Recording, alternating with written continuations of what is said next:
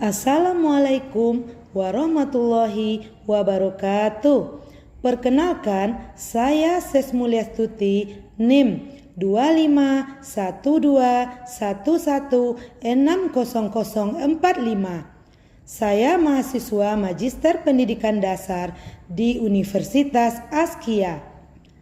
Dalam video ini, saya akan mendemonstrasikan proses pengujian data statistik dengan menggunakan SPSS, khususnya dalam melakukan uji normalitas, homogenitas, one sample t-test, dan one way ANOVA sesuai dengan metode yang telah diajarkan dan sebagai bagian dari tugas akhir mata kuliah statistik dengan dosen pengampu Dr. Estuhono SPD MPD. Semoga video ini dapat memberikan penjelasan yang jelas dan bermanfaat. Mari kita mulai. Uji yang kita lakukan pertama adalah uji normalitas. Langkah pertama, kita harus memasukkan data yang ada ke dalam SPSS. Nah, di sini sudah ada soalnya. Ada 3 metode, yaitu metode A, metode B, dan metode C, yang mana sampelnya diambil secara acak sebanyak 5 orang per kelas. Untuk datanya sudah dipindahkan ke aplikasi SPSS. Nah, ini datanya.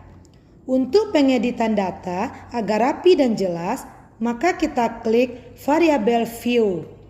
Ganti variabel 00001 dengan metode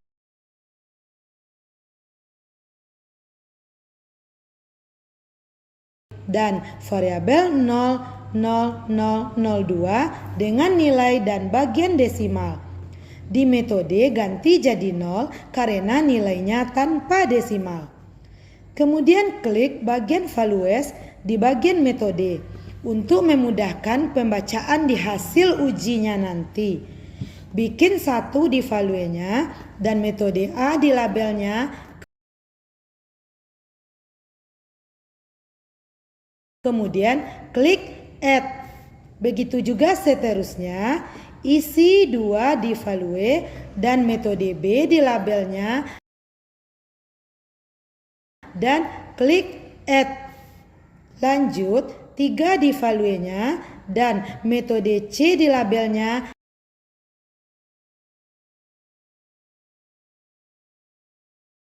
Klik add dan klik OK.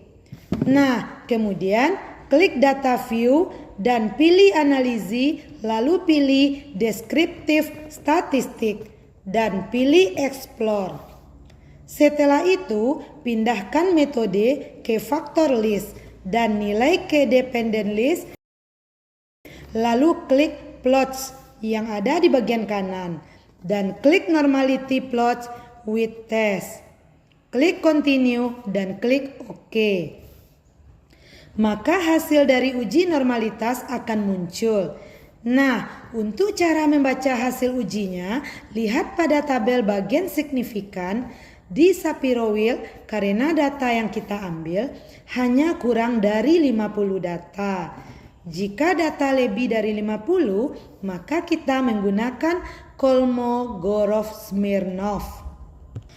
Di sini nilai untuk metode A, metode B, dan metode C pada signifikannya adalah 0,928, 0,967, 0,967 yang mana besar dari 0,05. Artinya data berdistribusi secara normal.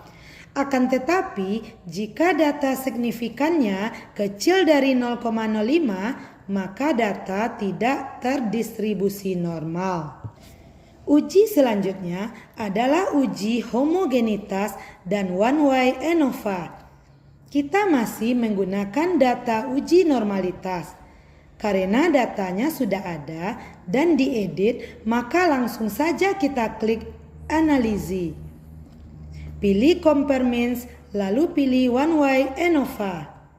Masukkan metode ke faktor dan nilai ke dependent list, lalu klik option yang ada di sebelah kanan dan pilih homogeneity of variances, klik continue dan klik OK. Maka hasil uji homogenitas dan one way ANOVA-nya akan keluar. Dari hasilnya, untuk uji homogenitas didapatkan nilai signifikan besar dari 0,05.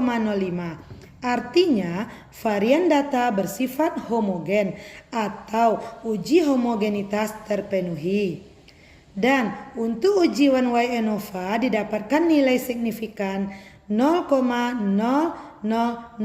kecil dari 0,05. Artinya, terdapat perbedaan secara signifikan antara metode A, metode B, dan metode C.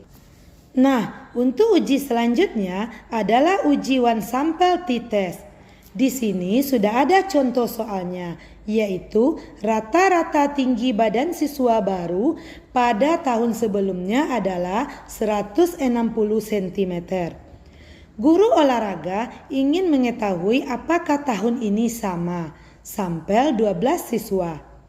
Pertanyaannya, apakah tinggi badan siswa baru tahun ini berbeda dari 160 cm? Di sini sudah ada angka perbandingan 160, artinya di sini menggunakan uji two-tail atau dua arah. Sebelum kita memindahkan data ke SPSS, kita harus menentukan terlebih dahulu hipotesisnya. Di sini H0 sama dengan nilai rata-rata tinggi badan siswa baru tahun ini sama dengan 160 cm. Dan HA sama dengan nilai rata-rata tinggi badan siswa baru tahun ini tidak sama dengan 160 cm. Setelah itu, kita lanjutkan untuk mengkopikan data yang ada di tabel ke SPSS. Untuk pengeditan data, agar terlihat jelas dan rapi di hasilnya nanti,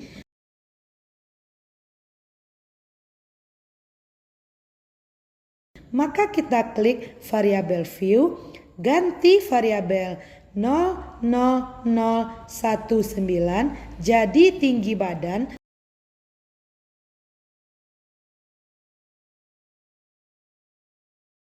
dan ganti 2 jadi 0 pada desimal dan kembalikan ke data view.